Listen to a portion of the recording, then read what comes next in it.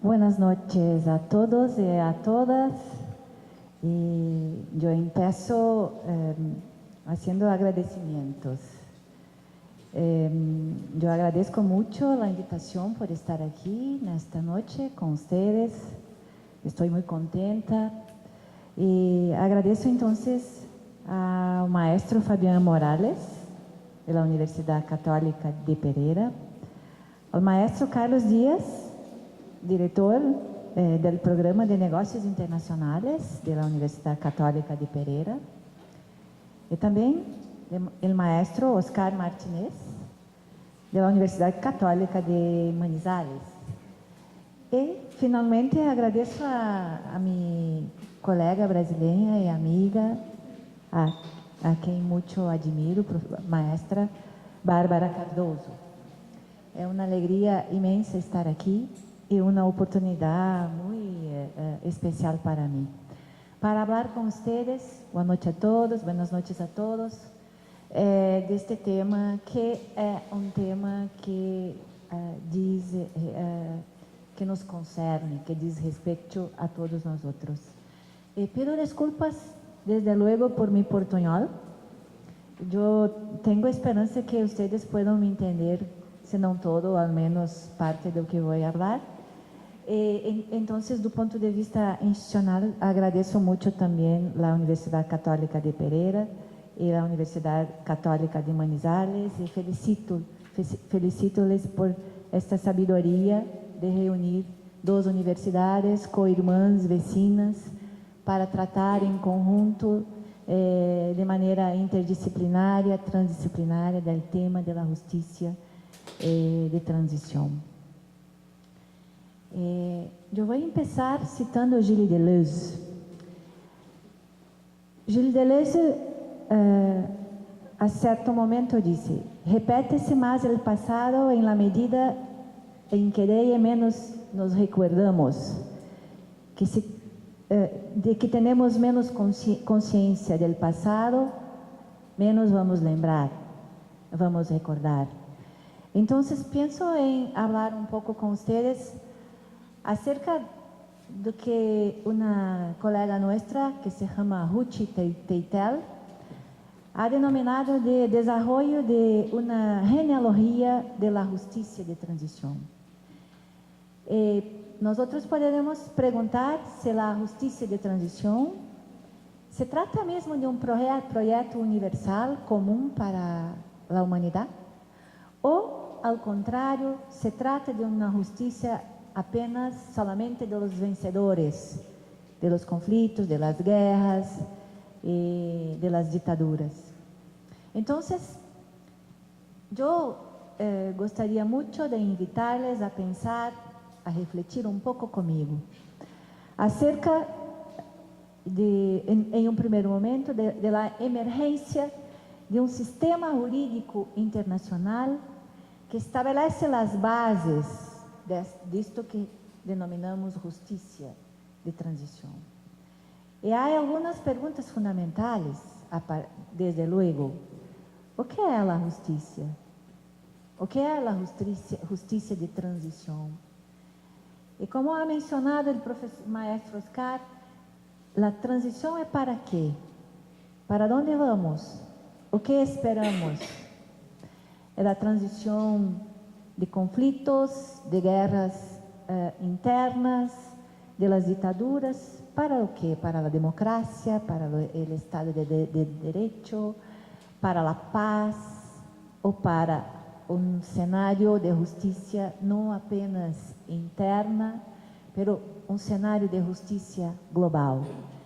Porque devemos reconhecer que os espaços ou os lugares onde há conflitos internos, guerras, ditaduras, são muitos.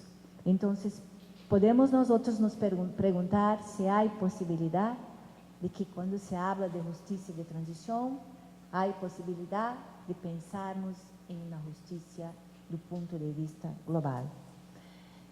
Podemos começar, então, que a emergência de um sistema jurídico internacional que va a servir de base para todas las reflexiones acerca de la justicia de transición, ha sido el Tribunal de Nuremberg. Pero este tribunal ha actuado en un campo específico, el campo penal, del derecho penal. Yo sé que estamos aquí reunidos, no solamente juristas, tal vez yo soy la jurista y más uns pocos, estamos en un grupo interdisciplinario o transdisciplinario. Pero a partir del proceso de Nuremberg, el proceso penal ha sido utilizado para reconstruir y para curar la sociedad, sobre todo la sociedad de Alemania. Pero la ambición de encontrar respuestas a los procesos autoritários, violentos, devastadores, como ha sido la Segunda Guerra Mundial, tal vez apelar para las respuestas jurídicas tão somente y apelar para la respuesta del derecho penal puede ter sido una ambición problemática. Si hay un poco de virtud en esto, hay muchos problemas, como muchos autores a lo largo del tiempo han demonstrado. Porque podemos nosotros aquí lembrar de las sabias palabras de Hannah Arendt. Hay cosas que trascenden, hay eventos que trascenden las cosas humanas y que por tanto el derecho no tiene condiciones de dar, no puede tener siquiera la pretensión de presentar todas las respuestas. Otro autor que se llama, un autor francés que se llama Marc Osiel, también ha hablado sobre esto, para decir que los crímenes que son cometidos por los estados, como ha sido, como los crímenes de la Segunda Guerra Mundial y tantos otros que conocemos bien, son crímenes administrativos y que exigen respuestas y soluciones no solamente del mundo del derecho. Pero una idea que acompaña los procesos transicionales es que la justicia contribuiría naturalmente para que la paz sea encontrada. Entonces, Nuremberg inaugura, lanza las bases para que la guerra sea por la primera vez juzgada en nombre de la humanidad. Entonces aquí aparece, emerge como categoría que va a se construir a lo largo del tiempo como una categoría jurídico-política, que es la categoría de la humanidad. Entonces, podemos perceber la humanidad desplegada del hombre individualmente considerado y del hombre víctima como una categoría jurídico-política. Y así es porque la humanidad es vista, mirada como víctima y como titular de derechos. Entonces, hay, a partir de Nuremberg, una doble fase de la humanidad, como víctima y como titular de derechos. Más tarde, con la creación del Tribunal Penal Internacional, en 1998, se consolida esta imagen de la humanidad como categoría y como víctima de los crímenes de masa, de los crímenes contra la humanidad, del genocidio, entre otros. Entonces, tenemos que también considerar que el Tribunal de Nuremberg, el julgamento de Nuremberg, ha sido mucho criticado por los juristas, por los sociólogos, por los historiadores, por los antropólogos, por los cientistas políticos de una manera general. ¿Por qué? Porque ha sido una justicia compuesta de jueces americanos que ha entonces excluido los perdedores, una justicia hecha por los vencedores. y por la aplicación de algo que para los juristas es extremadamente criticable, que es la retroactividad de la ley penal. Aplicar la lei penal para trás, para fatos, hechos passados. E por uma grande politização do processo. Pero o Tribunal de Nuremberg ha deixado uma herança simbólica. E é por isso que depois, décadas mais tarde, a partir de los terríveis conflitos em leste europeu, ha sido criado o Tribunal para a ex-Iugoslávia, em 1993, e depois, em 1994, o Tribunal o Tribunal Internacional de Ruanda, para julgar o genocídio em Ruanda de 1994. E com isso surge, no cenário internacional, o que nós podemos denominar de uma diplomacia judiciária internacional, com a criação de uma juridicização internacional, que buscava uma moralização das relações internacionais e que ha sido sacramentado mais tarde com outros tribunais, todos involucrados com a perspectiva transicional, com a justiça de transição, como o Tribunal Misto de Serra Leoa, como o Tribunal Misto do Camboja, como o Tribunal Misto do Kosovo. E estas modificações desaguam provocam a criação, traem a criação em 1998 do Tribunal Penal Internacional, a partir do Estatuto de Roma. E este tribunal empieza a funcionar em 2002, muito timidamente, pero luego veremos que este tribunal ha sido usado de maneira política em suas primeiras atuações. E, portanto, quero chamar a atenção de algo. Com o Tribunal Penal Internacional, a justiça de transição ha deixado de ser algo excepcional. Então, hoje em Colômbia, falar de justiça de transição não é falar de algo excepcional. Certo que não se trata de uma justiça ordinária, porque aqui, com sabedoria e com seus problemas, avanços e retrocessos, vocês denominam de justiça especial para a paz. Pero esta justiça especial para a paz, que podemos dizer que talvez seja a mais recente experiência transicional de América e quizá talvez do mundo, com características muito específicas que han sido construídas a lo largo de los 4 anos de realização do Acuerdo para a Paz de Colômbia. Pero é importante falar que não se trata mais de algo excepcional como ha sido em los primeiros tempos. Pero é curioso que muito pouco de la gente tem conhecimento do que isto seja. Qual é a natureza, quais são os objetivos, quais são as finalidades a serem alcançadas por a justiça transicional. Hoje, em Colômbia, em Brasil, em Argentina, em Peru, em Bolívia, em El Salvador, em Guatemala, em grande número de países das Américas, em Canadá, por toda a África, em muitos países africanos, em leste europeu, em Europa. Então, ¿qué viene a ser isto?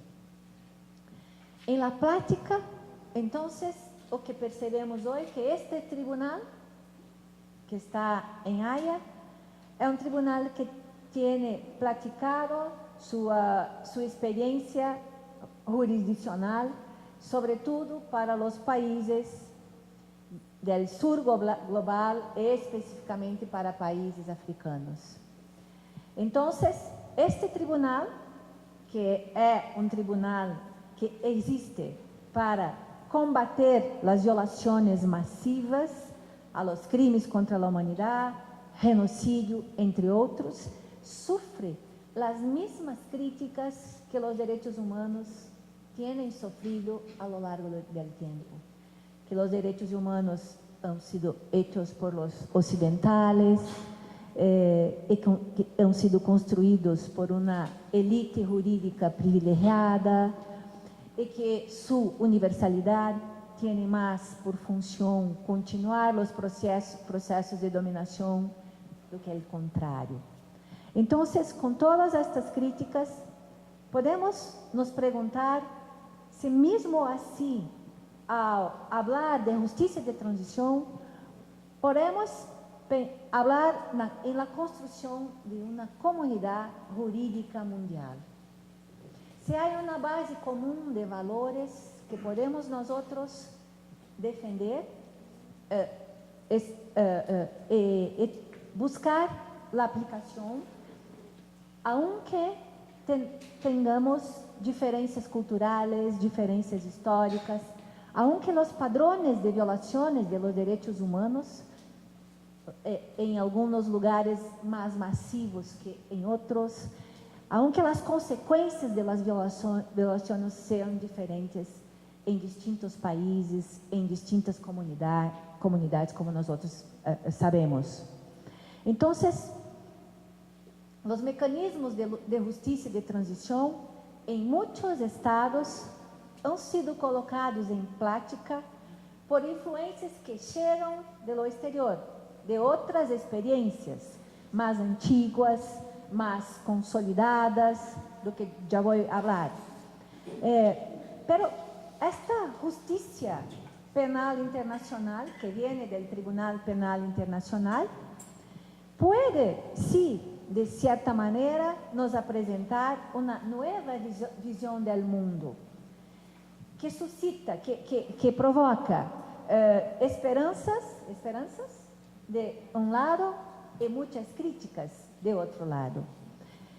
Por ejemplo, el Tribunal Penal Internacional ha se deparado con los casos involucrando Uganda, República Democrática del Congo, Costa del Marfim, y ha hecho investigaciones preliminares sobre el Kenia, sobre Colombia, sobre los territorios palestinos, sobre la Libia, etc. Este sistema de justicia penal internacional, mesmo assim, sofre acusações de imperialismo judiciário, porque deixa de fora muitos estados e seus governantes que publicamente sabemos que violam por suas políticas exteriores os direitos humanos, que hacen la guerra, que vendem armas, que alimentam conflitos, e hoje podemos citar o exemplo devastador, uma verdadeira crise humanitária que é a Síria. Então, minha pergunta é, mesmo com todos estes retos, podemos pensar em la defensa de la existência de uma comunidade jurídica mundial para a defesa de los direitos humanos, para fazer frente a los crimes de massa, a los crimes contra a humanidade, a lo genocídio, a toda espécie de perseguição étnico-racial, política, religiosa, por orientação sexual, etc. Então, o projeto de uma justiça universal é utópico ou ele é factível?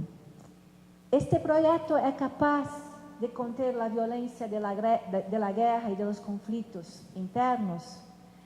É utópico pensarmos que podemos generar um cosmopolitismo jurídico capaz de fragilizar ou derrotar de uma determinada maneira a soberania westfaliana, que justifica a guerra, que justifica as decisões unilaterais de los estados hasta hoje.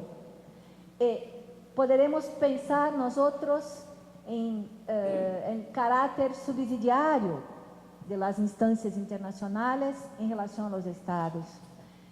Podemos pensar el rol también en el lugar de las intervenciones humanitarias.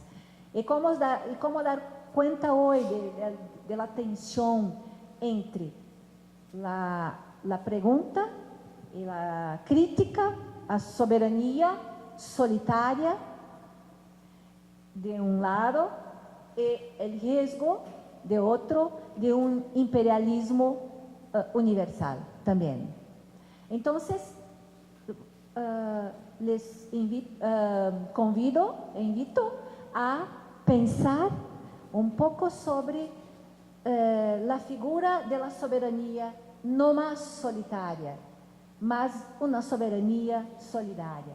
Entonces, cuando miramos el proceso de paz en Colombia, que ha sido organizado, arquitetado por 4 años, com a participação da sociedade internacional e com a preocupação de que a sociedade colombiana participe ativamente, estamos falando de outra coisa, de outra soberania.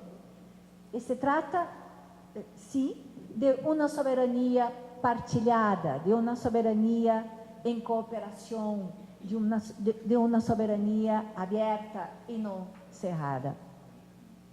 Então, las instancias internacionales convocan a una especie de cosmopolitismo moral, pero sin apregoar, sin hacer la defensa de creación de un Estado mundial hegemónico que va a llevar a bancarrota a los Estados. No, por el contrario, la justicia de transición está involucrada con la concepción de una justicia de la justicia de la humanidad como categoría jurídico-política. Y esto nos conduce al desarrollo de lo que podemos hablar, la Corte Interamericana ha utilizado de manera muy frecuente esta expresión, especialmente se puede mirar bien en los votos del juiz brasileiro Cansado Trindade, em la Corte, que é a consciência cosmopolita universal, ou a consciência de la humanidade. Então, depois dessas bases iniciais, temos que pensar sobre a justiça de transição. E se há uma teoria e uma prática da justiça de transição. Porque si empezamos con Nuremberg, pasamos por las experiencias en el este europeo en la década de 90, y vamos a África y miramos para nuestro continente, en América, para percibir que aquí nuestros procesos transicionales empezaron en la década de 80, ¿no? Entonces, el punto de partida es reconocer que não há uma receita pronta, finalizada, estandartizada. Há fórmulas distintas de justiça transicional adotadas por países em distintos continentes, em América, em Europa, em África, em leste europeu. Vejam, por favor, que em Europa, a justiça de transição, por exemplo, que involucrou Iugoslávia e Uganda, empezado al mesmo tempo que os conflitos transcorriam. Os conflitos estavam em sua efervescência e a justiça transicional começou a funcionar. Em outros lugares, a justiça transicional começou depois, como em Ruanda.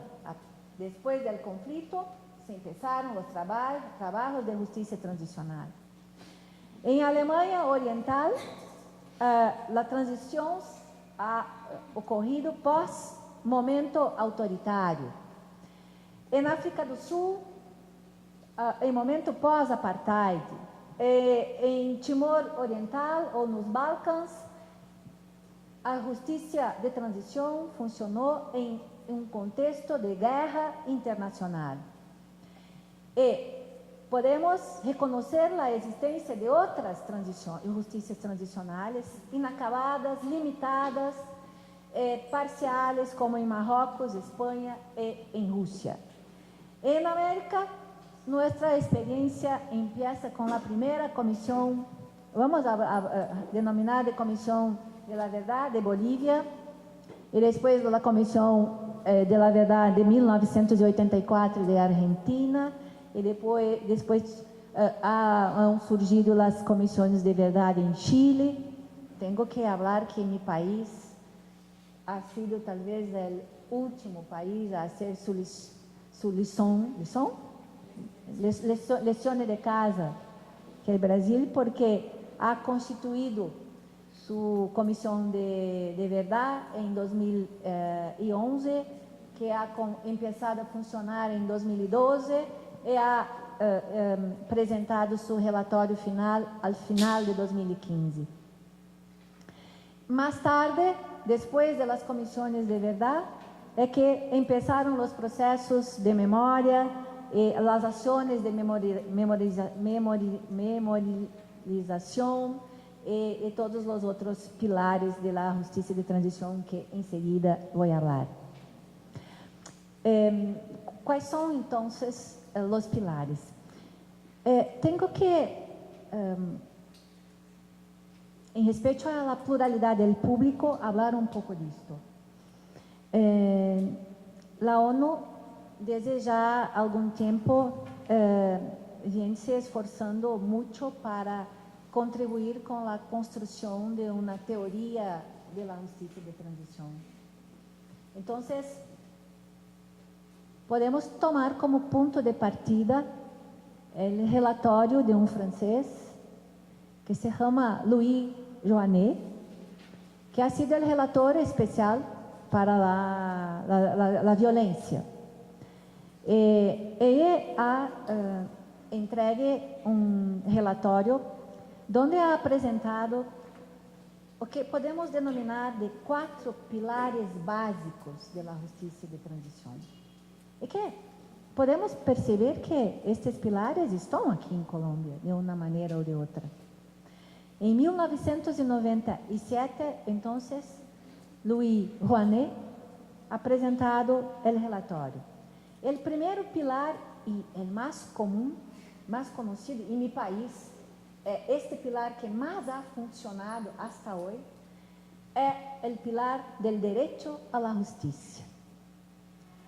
E aqui estamos trabalhando com a ideia de justiça retributiva ou com a ideia de justiça punitiva, que são os exemplos do Tribunal de Nuremberg, o Tribunal para ex-Yugoslávia, todos os tribunais internacionais ad hoc ou com todos os tribunais mistos que eu ha citado. Então, meu país é considerado, dentre todos os países que han praticado a justiça de transição, aquele que talvez tenha pago mais indenizações, pero aquele em que menos tivemos processos penais para juzgar os agentes de la ditadura civil-militar que ha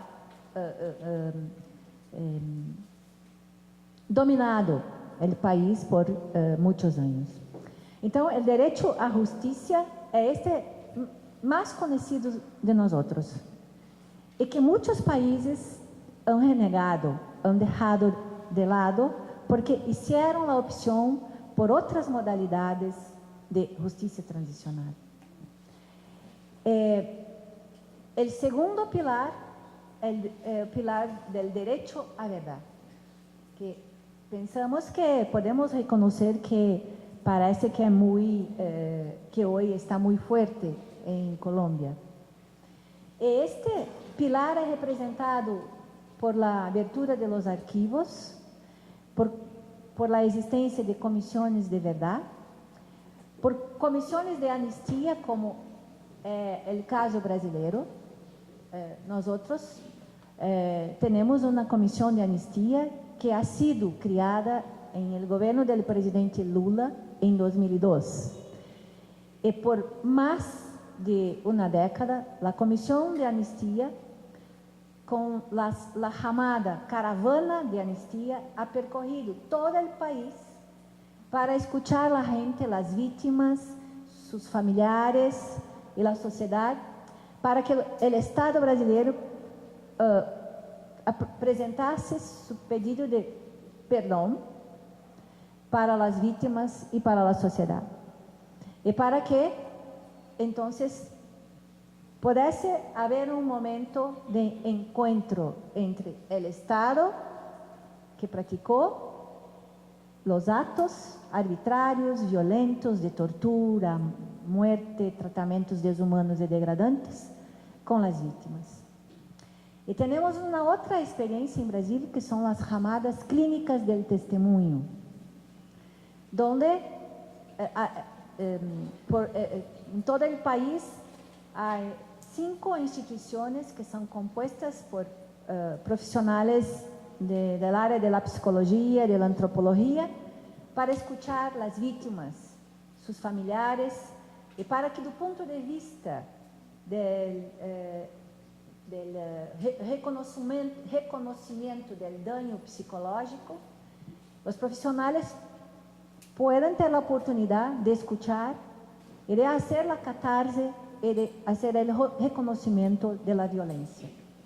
Então, estas experiências são experiências que estão diretamente ligadas ao direito à verdade. Então, também temos aqui os procedimentos de identificação e divulgação do nome das vítimas, a construção de monumentos, construção de museus, etc. Estes são mecanismos de reconhecimento que compõem, então, o outro lado, outra face da justiça, que é a justiça reconstrutiva ou a justiça restaurativa, onde a justiça de transição está centrada em las vítimas. A justiça de transição está centrada em las comunidades de las vítimas, tratando o crime cometido contra as vítimas não solamente como uma violação da lei, pero tratando o crime como um desequilíbrio, uma ruptura com a harmonia da comunidade. Então, se alarga a concepção do crime para mais allá de la violação, de não cumprimento da lei, pero sí se mira o crime como algo que toca, que agride profundamente as comunidades, as tradições e os modos de viver. O terceiro pilar da justiça de transição é o direito à reparação. Isto também penso que aqui está, hace parte do processo de transição de Colômbia. Isto corresponde à justiça socioeconômica e tem a ver com a pobreza, com a extrema vulnerabilidade das vítimas, das comunidades, das famílias das vítimas. Este direito à reparação consiste em reparações financeiras, individuais e coletivas. Consiste em compensações financeiras, restituições de bens, de tierras, como prevê o Acordo de Paz de Colômbia, tierras expropriadas, tomadas de maneira violenta. Esto consiste em reformas de los programas escolares, pero também consiste, ou deveria consistir, em reformas estruturais mais amplias. Reformas estruturais em los sistemas de redistribuição social, com relação às populações historicamente discriminadas e que são as vítimas maiores de las violências em massa, de los conflitos internos que produzem desplazamentos. Estou em um país que é vuestro país, onde os desplazamentos internos são, vou denominar, não enormes, mas uma enormidade. Uma enormidade. Então, ações afirmativas, acesso à educação, reforma dos sistemas de saúde, etc., são reformas estruturais necessárias em los cenários de justiça de transição. E temos que falar aqui que dos 4 pilares,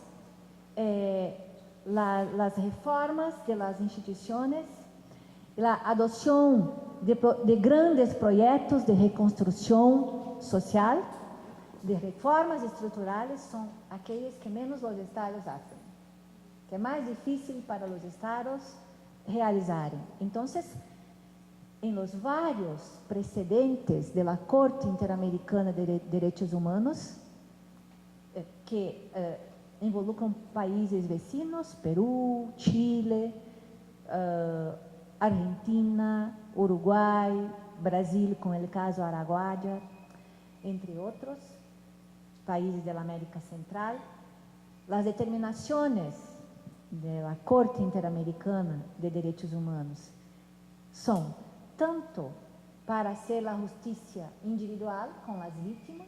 Isto é mais fácil, publicar os pedidos de desculpas públicas, apresentar pedido de perdão, reparar financeiramente, mas quando toca em las reformas estruturais de mais grande envergadura, que depende de los presupuestos públicos ou de uma vontade política, isto em los cenários transicionais é mais complicado. E o 4º pilar é aquele da garantia de não repetição, e que também implica em reformas de largo prazo.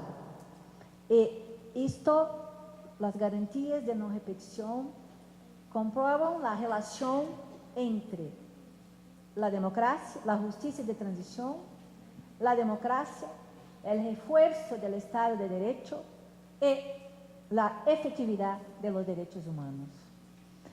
Então, a garantia de não repetição passa por algo que também está muito presente hoje em Colômbia, que passa pela desmobilização, passa por o desarmamento, passa por la reintegração de los antigos combatentes, por el derecho de participación de los antiguos combatentes en la vida política del país. Y entonces, domingo, ustedes comprobaron esta participación en la vida política. Y pasa por algo que se llama, por los programas de limpieza, que se llama en la expresión inglesa vetting. O sea, quanto hasta hoy están ejerciendo funciones públicas agentes del Estado que praticaron actos de violencia. Quanto hasta hoy forman los cuerpos administrativos personas extremamente comprometidas com os cenários de violência, seja conflitos internos, seja ditaduras por todo o mundo. Então, fazer a limpeza implica em falar ou em considerar garantias de não repetição. Por isso que eu vou falar de meu país.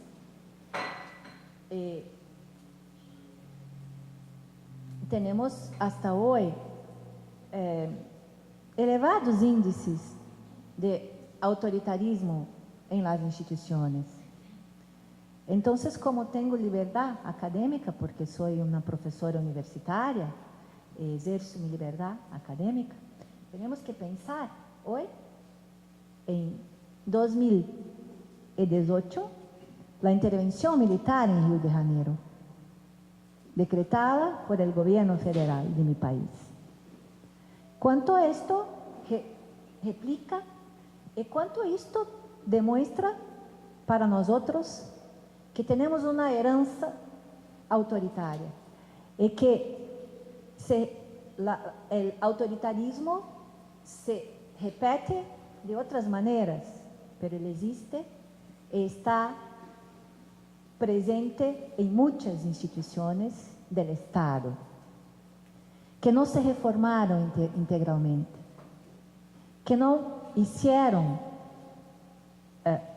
la autorreflexión y que, por tanto, reproducen de una manera o de otra expresiones de acciones autoritarias en plena democracia.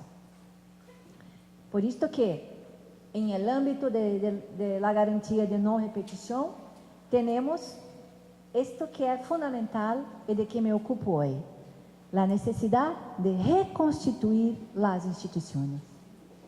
La necesidad de colocar las instituciones en padrones que sean padrones armónicos, sincronizados con el Estado de Derecho, con la democracia y con los derechos humanos. Esto se ve en instituciones comunes del Estado, Poder Judiciário, Poder Ejecutivo y Poder Legislativo. Entonces, estos son los 4 pilares de la justicia de transición. Pero tenemos que avanzar un poco más en esta reflexión, porque existe hoy en todo el mundo una vasta doctrina, yo soy jurista, una vasta doctrina jurídica, pero hay una vasta doctrina en el campo de la historia, de la antropología, de la ciencia política, sobre los procesos transicionales, ¿no? Pero yo empecé preguntando, ¿cuál concepción de justicia está en juego? ¿Qué justicia de transición queremos nosotros? ¿Sobre cuáles criterios podemos nosotros avaliar la justicia de transición? Y una pregunta fundamental, ¿ella es universal o a rama para consideraciones y comprensiones múltiplas, plurales, considerando las culturas, las tradiciones y los escenarios de violencia y la extensión de las violencias? Entonces, podemos aquí brevemente citar algunas experiencias extranjeras que no han dado inteiramente cierto. Pero talvez tenhamos que pensar que o que importa mesmo é não buscarmos respostas definitivas e acabadas em matéria de justiça transicional. Pero talvez seja importante pensarmos que se tratam de processos dinâmicos, plurales e dinâmicos.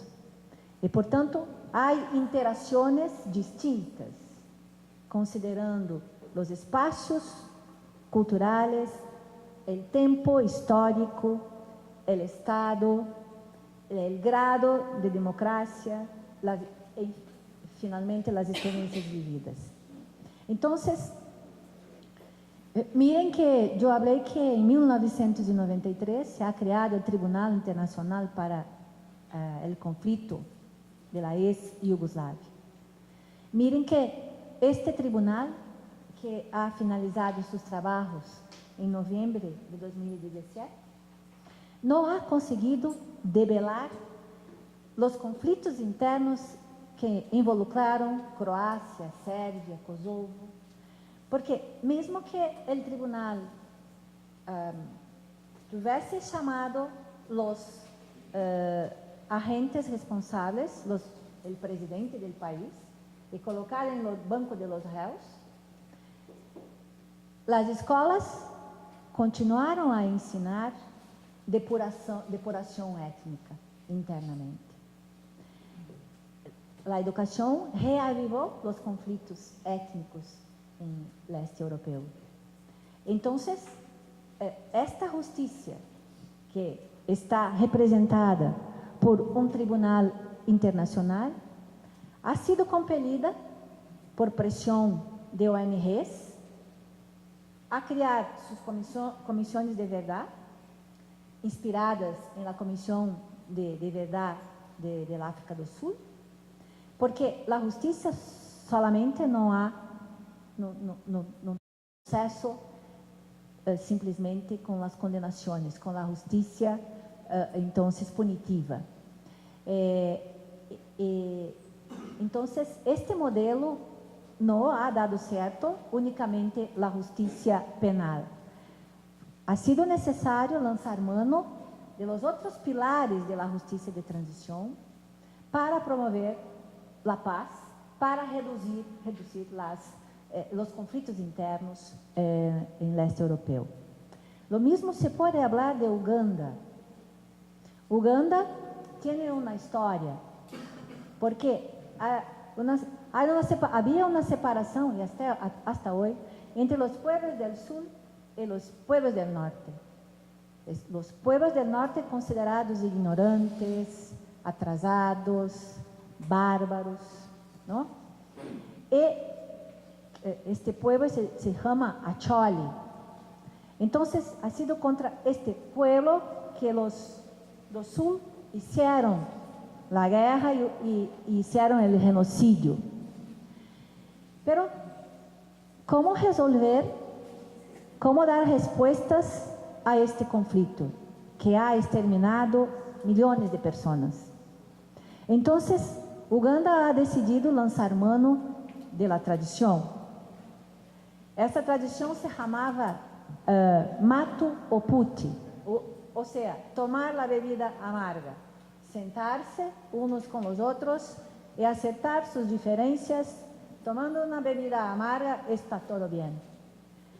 Não estava todo bem porque não conseguiram se reconciliar, porque os conflitos eram mais antigos, mais profundos.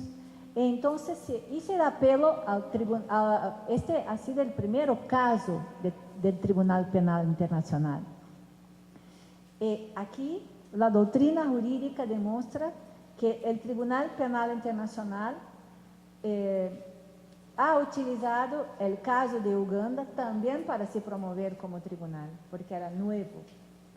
Entonces, el apelo a tradición, el apelo à cultura não ha sido tampouco suficiente para debelar, para exterminar o conflito interno em Uganda.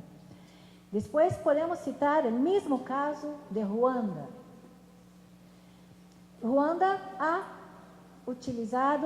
praticado uma tradição que se chama Gakaka, que significa sentar em la grama verde para negociar e para acertar as diferenças. Pero também ha sido criado o Tribunal Internacional de Ruanda. Este tribunal não conseguiu dar todas as respostas e, portanto, han sido criados os tribunales tribales.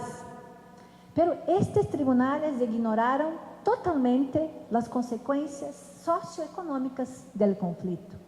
Em um país em que mais de 1 milhão de pessoas, entre Tutsis e Hutus, han sido mortos.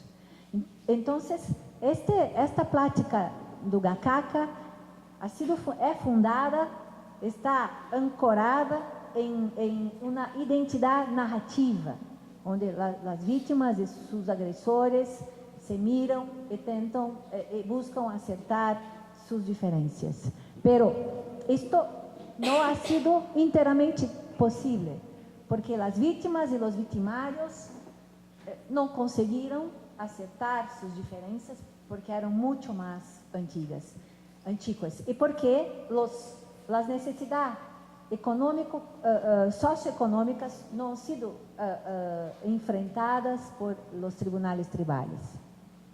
Então, o caso de Ruanda está longe daquilo que Hannah Arendt denominou de los genocidas como usted de oficinas, ¿no? Como ha sido la guerra de la Segunda Guerra Mundial. Pero la guerra de Ruanda ha sido una guerra sanguinária, então não ha sido uma guerra de oficinas. E, portanto, aqui temos algo muito importante que quero me dedicar neste momento final. O quanto em la violência, lo vitimário, tanto se identifica com sua vítima que quer destruí-la. Então, Ruanda mostra isto, a insuportabilidade do agressor de reconhecer sua vítima como algo semejante. E então saca fora o nariz, a orelha e todo para absolutamente desnaturalizar o humano. Esto ha sido la gran atrocidade da guerra de Ruanda. Então, o último exemplo viene de África do Sul, com as comissões de verdade e reconciliação, que tiveram muitos problemas também, reconhecidos por la doutrina internacional. Porque isto está reconhecido em el hecho que 2/3 de los africanos entendiam que as revelações públicas agravaram os conflitos raciais em África do Sul.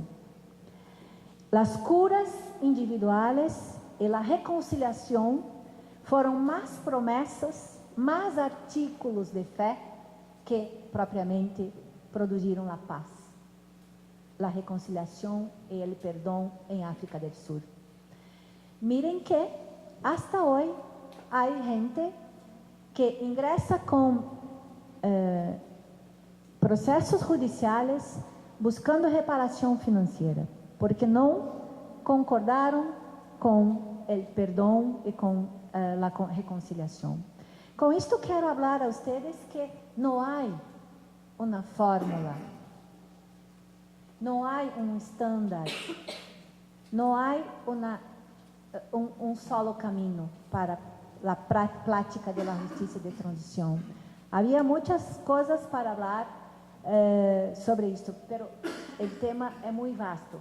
Pero apenas gostaria muito de invitar-les a pensar, finalmente, que é necessário, e aqui eu vou me referir a uma colega francesa que ha se dedicado durante muito tempo a falar de justiça transicional e a investigar os processos transicionais, que se chama Cora Andriot. A professora Cora nos fala que sobre algumas projeções da justiça de transição. Temos, em primeiro lugar, que ultrapassar o formalismo liberal, que está preocupado tão somente com os aspectos procedimentales da justiça de transição e que genera a aculturação dos processos transicionais. Deveremos nós reconhecer que o direito tem como compromisso considerar as oportunidades reais de las pessoas. E estas oportunidades reais também devem ser consideradas por el Estado. Oportunidades que deverão ser dadas a los cidadãos e a las vítimas, de uma maneira general. Então, esta é uma sugestão para os colombianos. O Estado colombiano está cuidando das oportunidades reais, porque Cora Andriot nos habla de uma necessária ultrapassagem da teoria do reconhecimento, de, por exemplo, Axel Honneth, para a passagem al reconocimiento de las capacidades de las personas. Y las capacidades só pueden ser percibidas en el mundo real, en el contexto de las oportunidades reales. Y hay finalmente necesidad de ultrapasar la separación entre la violación de derechos civis y políticos y los derechos económicos, sociales y culturales, que este es el gran reto hoy de la justicia transicional, de inserir en su agenda las violaciones que produjeron profundos daños económicos, sociales y culturales y que están directamente relacionados con el grado de vulnerabilidad extrema, con la pobreza de las personas y de las víctimas. Y tenemos aquí que hablar entonces de este fenómeno, de esta enormidad que los escenarios de violencia en masa o no, las guerras, los conflictos internos producen, que é o cenário de extrema vulnerabilidade. E pensar que a pobreza, assim como a tortura, então, a pobreza relacionada com os direitos econômicos, sociais e culturais, a tortura, as agressões, o desaparecimento forzado com os direitos civis e políticos. As duas afetam a humanidade. Esta ideia de humanidade. Porque em qualquer lugar da terra, os homens são hechos de carne, huesos e sangue. Então, não há distinções. O desenvolvimento humano, e aqui temos maestrias em desenvolvimento humano. Felicitações a esta universidade por estes temas tão caros. O desenvolvimento humano hace parte da justiça de transição. E hace parte da mesma maneira que a justiça punitiva. Porque há que considerar a necessidade de punir os crimes contra a humanidade. Esses crimes que são imprescritíveis, esses crimes que são contra, então, toda a humanidade.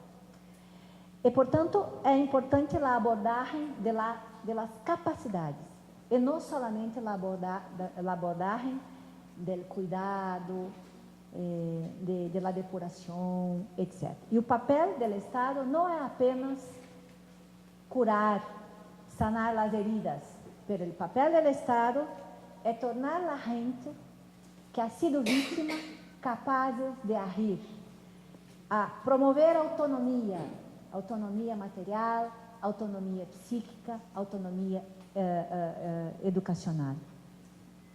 E buscar autonomia para reduzir aquilo que nós outros podemos denominar aqui de vulnerabilidades essenciais.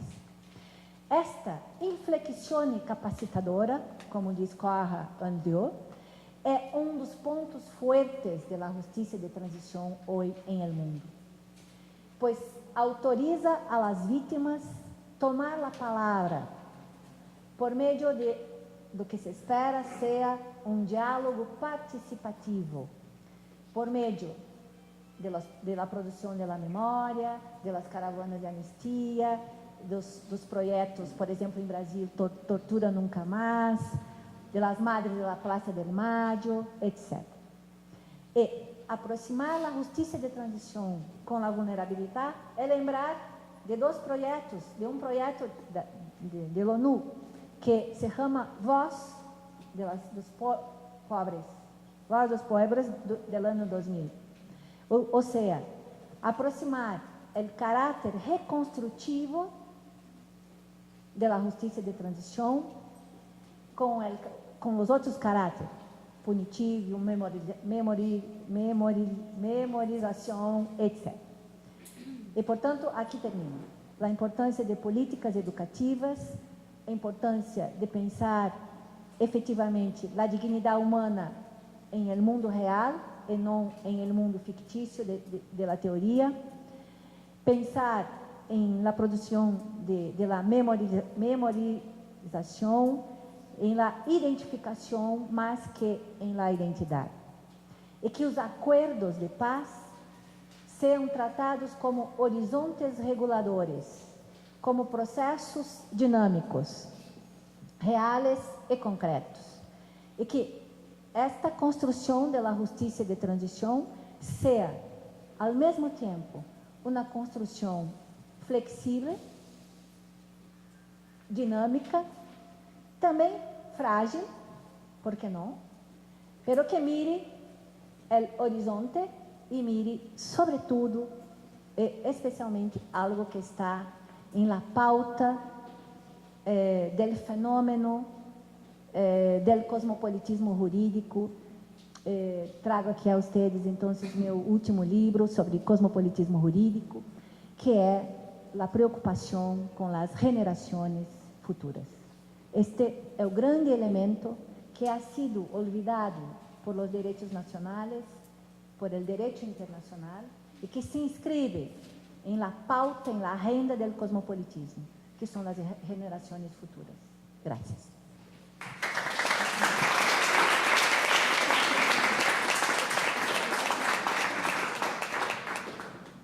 Agradecemos a la profesora Yania por su ponencia y vamos a tener un ratico para conversar, ya sea para hacer preguntas, ya sea para complementar, para contar un poco también desde la experiencia del país para ella, también lo que nosotros estamos viviendo. Entonces, si alguien tiene alguna pregunta, algún aporte, lo puede hacer, basta que levante la mano y yo hago llegar el micrófono a quien sea para lo que vaya a conversar.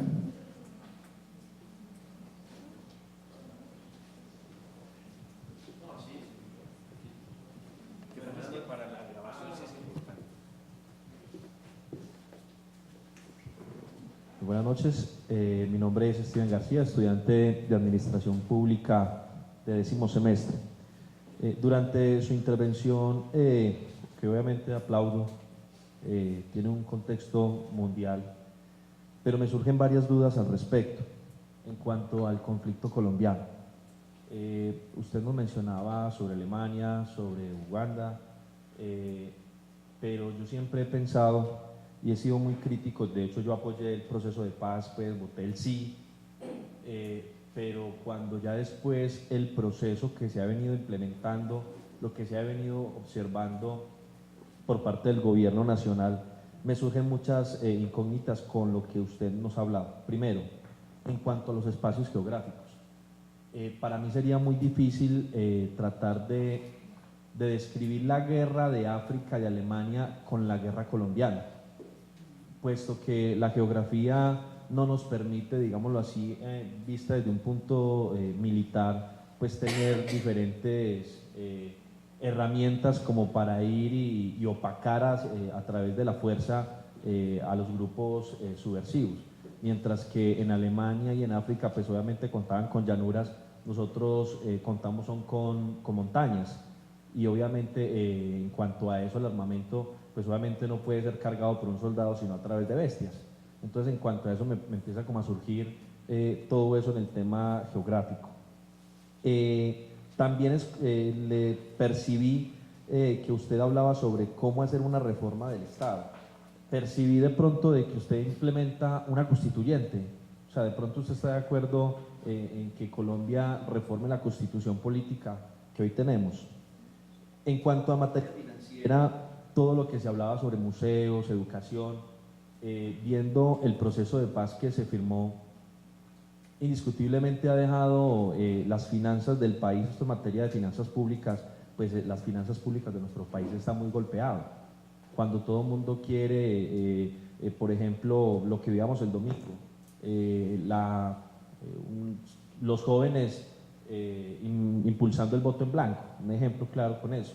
No saben el daño tan grande que le hubieran hecho a las finanzas del país cuando habría que volver a otras elecciones. Entonces eso acarrea muchas consecuencias, eso en materia financiera, y cómo se va a hacer con museos, con todo este tema, cuando pues obviamente estamos tan golpeados.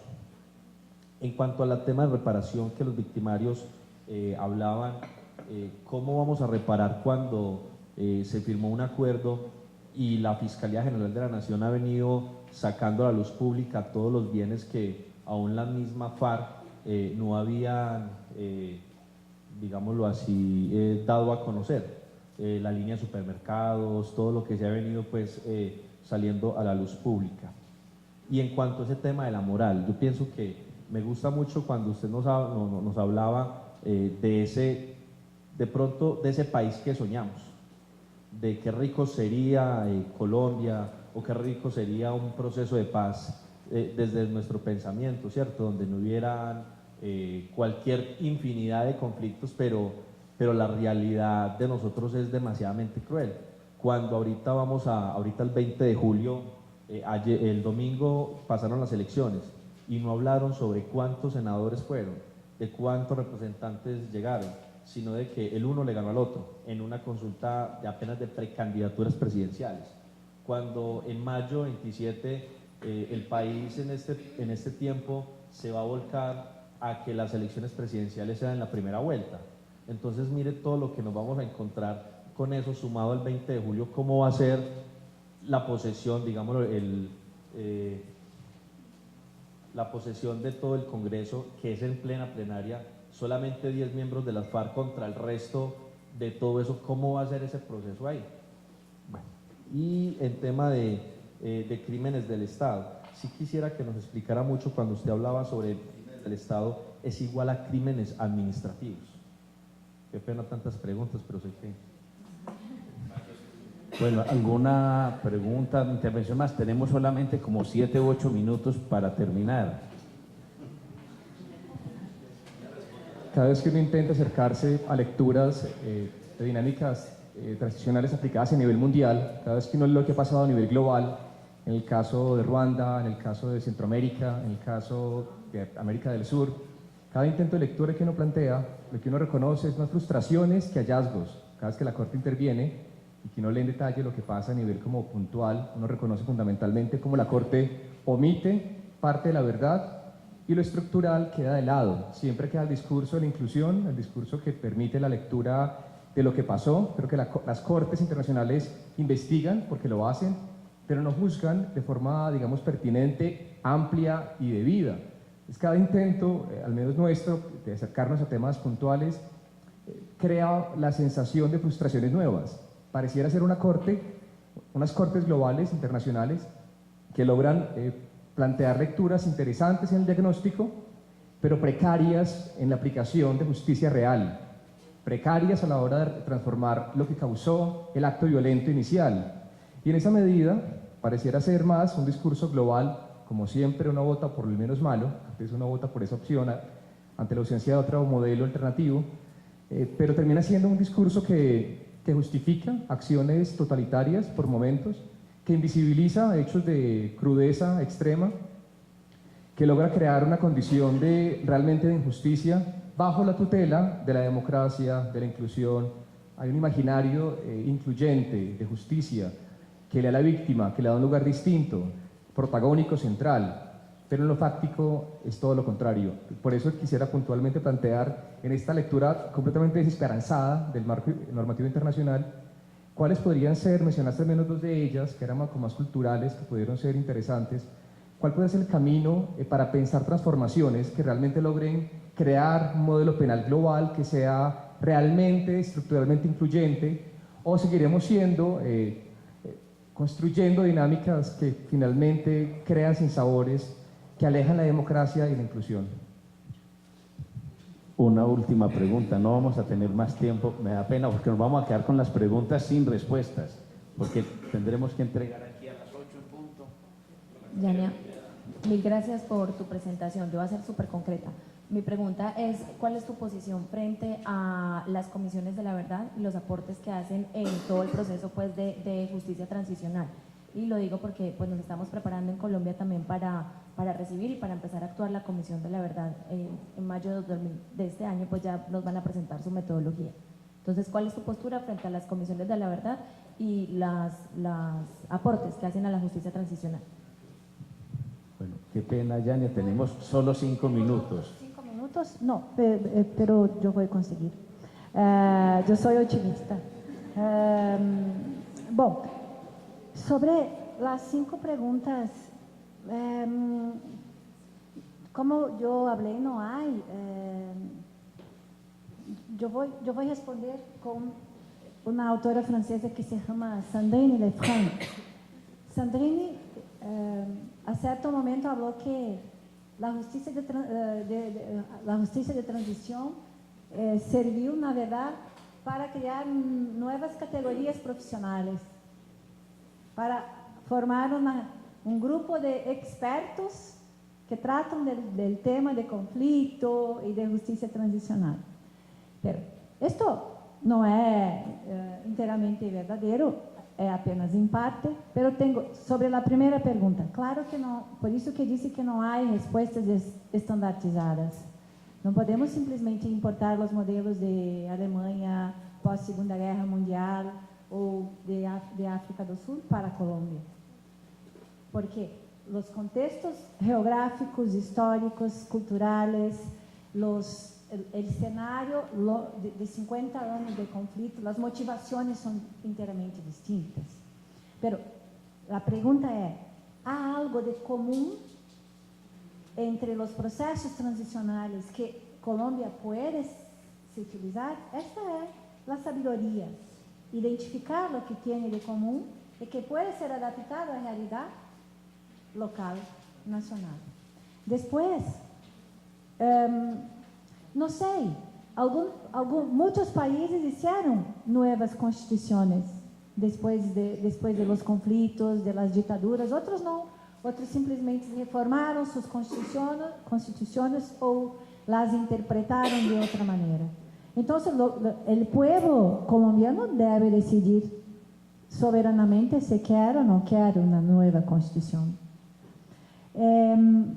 Sim, pero este é o risco e o preço de ser o Estado, e tomar a si a condução da vida pública, que é se praticou atos que violam direitos humanos, rompeu com o Estado de Direito e com a democracia, tem que reparar os danos.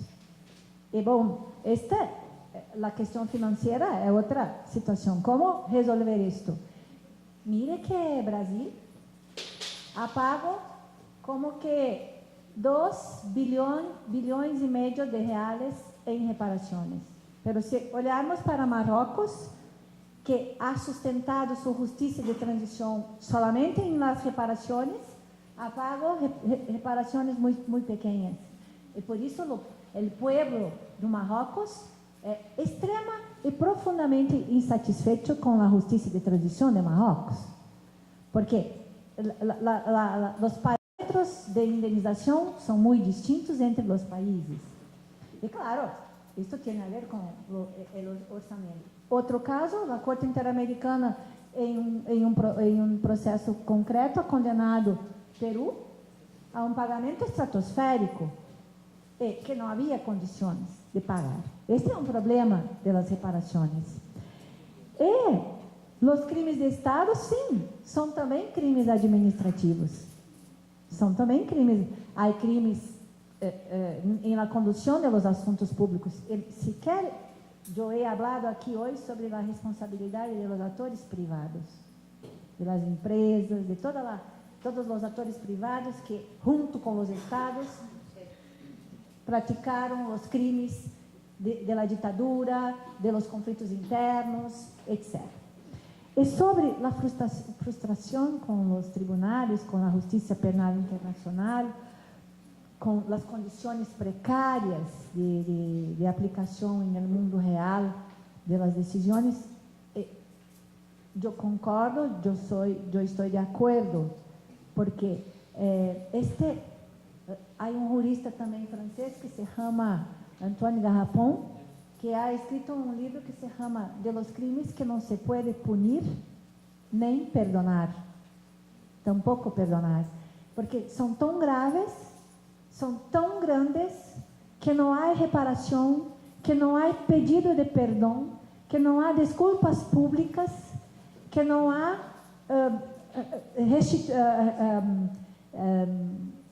reconstituição das instituições que seja capaz de volver ao status quo. porque não se consegue perdonar nem tampouco reparar. Aqui está, fora todas as debilidades da justiça que nós todos conhecemos, estruturais, aqui está toda a fragilidade de las condenações penais, de los julgamentos de los tribunales internacionais, da Corte Interamericana, do Tribunal Penal Internacional.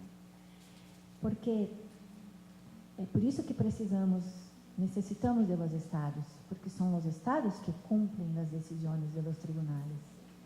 E por isso precisamos de estados que tenham a consciência de que tanto há direitos civis e políticos violados, quanto há necessidade de políticas públicas de largo prazo para implementar reformas estruturais, sociais, para o presente e para o futuro. E eu sou de acordo. Por isso que temos que ter, não é perfeito, mas mirem o processo colombiano. Há uma preocupação com a justiça, com a memória, com a reconstituição das instituições. Então, pilar solamente não dá as respostas, porque os conflitos, as ditaduras produzem efeitos complexos. Então, eu vou aqui invocar o teorema de Gödel, a tragédia de los 3C. Quanto mais complexidade, menos coerência e menos completude. Quanto mais complexo, e temos que ter a sabedoria para reconhecer isto. Nem toda a gente será indenizada, nem toda a gente volverá a suas terras. Se volver, não vai mais encontrar como era. Então, os crimes de massa, os crimes de largo prazo, sim, são esses atos que são muito difíceis de perdonar e também de punir, de responsabilizar. E, finalmente, a pergunta, acho que houve distintas comissões de verdade por el mundo. Mais de 50 países tiveram comissões de verdade. Mas, em geral, elas têm uma característica comum. São criadas por la lei, têm um tempo para durar, têm um mandato específico na lei, procuram congregar diferentes pessoas da sociedade. Estas características são mais ou menos comuns por el mundo. Unas são mais, não me gusta muito essa palavra porque é neoliberal, mas vou usar. Unas são mais eficientes que as outras, pero conseguem identificar em distintos lugares as vítimas, se não todas, boa parte, conseguem determinar, orientar os estados a que ações praticar. Então, são muito criticadas, como a Comissão de Verdade e Reconciliação de África do Sul, muito criticada. Pero tem um rol importante nos processos transicionais. Talvez Brasil, se houvesse constituído sua comissão mais temprano, porque os processos penais em Brasil são praticamente inexistentes para responsabilizar os agentes. Não sei se não ultrapassei os 5 minutos, mas muitas gracias. Agradecemos a la profesora Yania por este rato.